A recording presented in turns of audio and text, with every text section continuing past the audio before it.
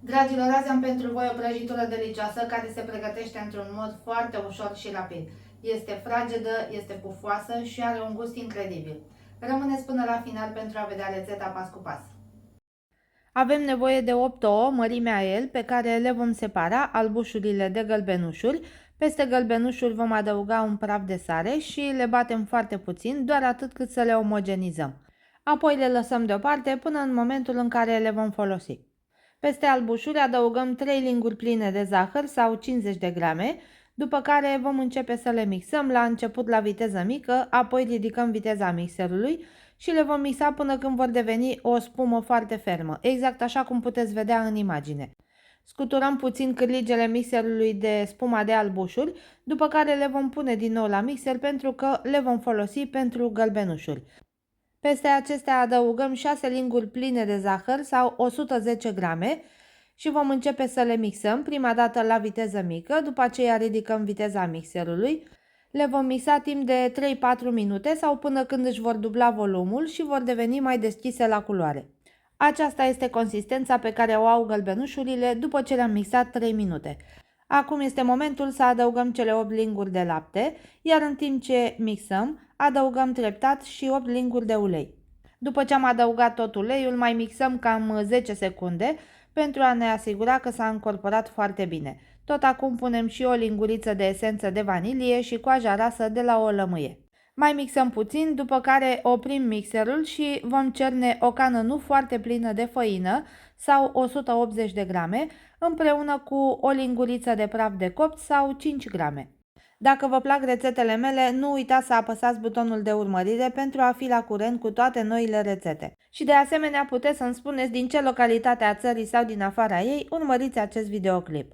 În continuare amestecăm puțin cu mixerul făina înainte de a-l porni, pentru ca aceasta să nu sară prin toată bucătăria, iar apoi la viteză mică mixăm până când este încorporată în totalitate în compoziție. Așa trebuie să arate ea la final. Acum putem să începem să luăm din albușurile bătute spumă și să adăugăm peste compoziția cu gălbenușuri. Încorporăm albușurile, amestecând cu spatula, cu mișcări prin învăluire, de jos în sus, iar când am încorporat pe jumătate prima parte de albușuri, putem să continuăm să adăugăm din acestea încă 2-3 linguri și continuăm să amestecăm. În acest fel nu vom pierde foarte mult aer din albușuri. Se știe că dacă amestecăm foarte mult compoziția, aceasta va pierde din aer și nu va mai fi atât de pufoasă. Apoi o separăm în două părți aproximativ egale. Eu am pus jumătate în celălalt bol în care au fost albușurile, iar peste una din compoziții adăugăm 2 linguri cu vârf de cacao sau 30 de grame. O cernem, după care o încorporăm cu ajutorul unei spatule, tot așa cu mișcări circulare prin învăluire. Așa trebuie să arate compoziția.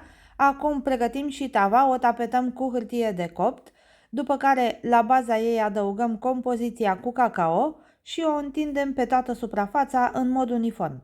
Apoi pe deasupra adăugăm și compoziția albă și o întindem tot așa, uniform, cu ajutorul spatulei și ne asigurăm că este bine acoperită compoziția cu cacao. Acum, dacă doriți să combinați puțin cele două culori, puteți să treceți de-a lungul și de-a latul tăvii cu un bețișor din acesta de frigărui sau cu coada unei linguri, în așa fel culorile se vor combina puțin. Punem prăjitura la cuptorul preîncălzit la 180 de grade Celsius cu căldură de sus și de jos pentru aproximativ 30 de minute sau până când este rumenă la suprafață, iar o scobitoare introdusă în interior iese curată. Dacă la 30 de minute încă nu este coaptă, o mai lăsați încă 5 minute.